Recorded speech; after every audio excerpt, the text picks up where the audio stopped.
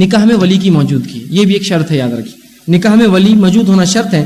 اور اس کے تعلق سے آپ صلی اللہ علیہ وسلم کی روایت ہے، جامع ترمذی کی روایت ہے کہ رسول اللہ نے فرمایا ولی کے بغیر نکاح نہیں ہوتا، ولی کی اجازت کے بغیر نکاح نہیں ہوتا. یہ بغور سن لے لوگ، اس لیے کہ بہت سی مرتبہ لڑکیاں بھاگ کر نکاح کر لیتی ہے، بغیر باپ کی اجازت کے نکاح کرتی ہے. ولی کے بغیر نکاح نہیں ہوتا. جس کا ولی راضی نہیں نکاح سے، وہ نکاح ہوتا ہی نہیں. وہ عمل زنا ہے اس کا، یاد رکھے. جو بغیر ولی کے نکاح کرے جو لڑکی، وہ عمل زنا ہے اس کا.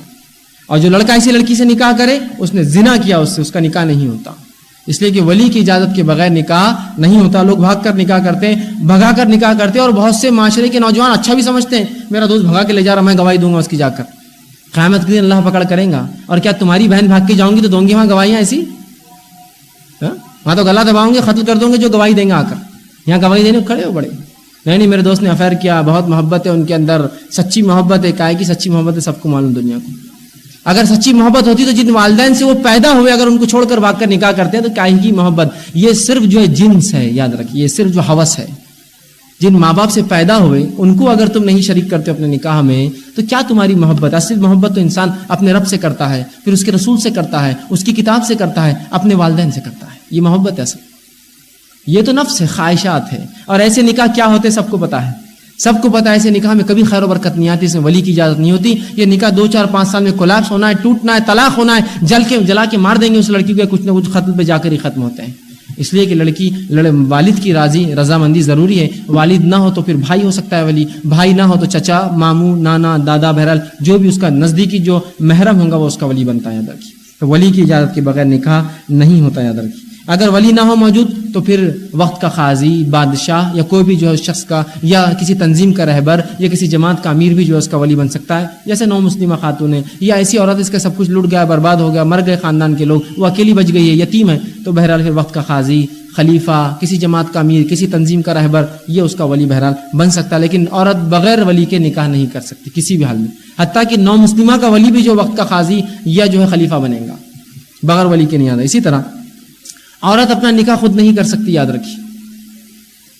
اور نہ ہی بغیر ولی کے اجازت کے جو ہے نکاح کر سکتی. خود بھی نکاح نہیں کر سکتی، ولی کی اجازت کے بغیر بھی نہیں کر سکتی. اور ولی ہمیشہ مرد ہوگا، عورت کا ولی عورت نہیں ہوتا.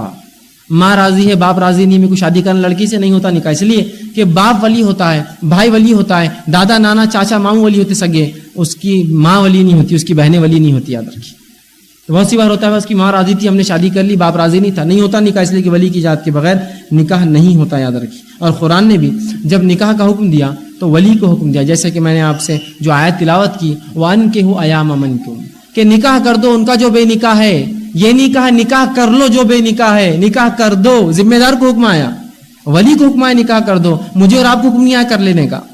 تو لڑکی بغیر ولی کے نکاح یاد رکھیے نہیں کر سکتی. ایسا نکاح جو بغیر ولی کے ہو وہ سراسر جو ہے باطل ہے. اسی طرح عورت کی ولی نہیں بن سکتی. ولی کے بغیر جو نکاح ہو وہ نکاح باطل ہے. اسی طرح ولی کے بغیر جو نکاح ہو وہ زنا ہے.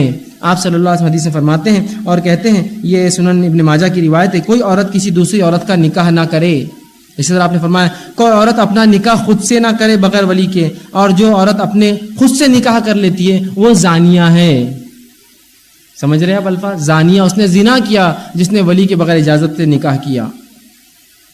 لیکن آج ہم دیکھتے ہیں بغیر ولی کے نکاح دھڑلے سے ہو رہے ہیں. لڑکیاں بھاگ جا رہی ہے، والدین کو چھوڑ دے رہی ہے، ترک کر دے رہی.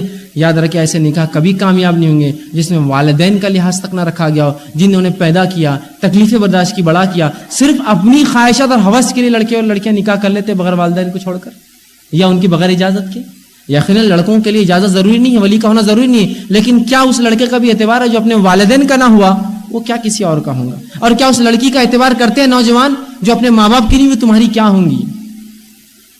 ایک مثال دیتا ہوں، اگر مثال سمجھ میں آ جائے تو اچھی بات ہے. پرانی مثال ہے وہ زمانے کی، جس زمانے میں گھوڑے ہوا کرتے تھے. ایک نوجوان کسی لڑکی سے جو ہے عشق کرتا تھا، اس نے بات طے کی کہ ہم دونوں بھاگ جائیں گے.